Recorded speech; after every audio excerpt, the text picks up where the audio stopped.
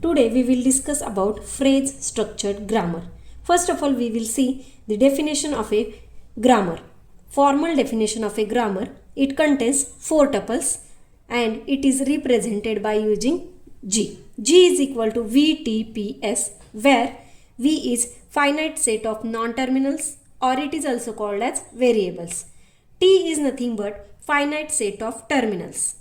P is a finite set of productions, that is, productions are represented by using alpha and beta, and it is in the form of alpha gives beta, where alpha and beta belongs to the union of set of variables as well as set of terminals, where alpha has at least one symbol from set of non-terminals, that is V, and last symbol is nothing but S. It is a non-terminal symbol which is called as starting non-terminal symbol.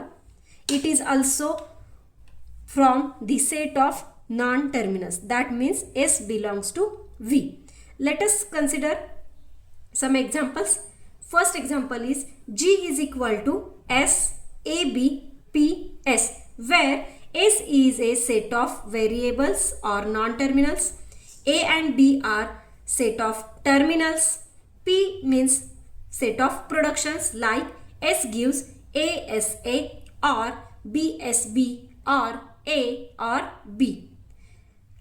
Let us see one more example, that is G is equal to AB, 0, 1, P and S, where A and B are set of non-terminals or variables, 0 and 1 are from set of terminals, P is nothing but set of productions, that is A gives 0B1 or 1B, B gives BB or A or B.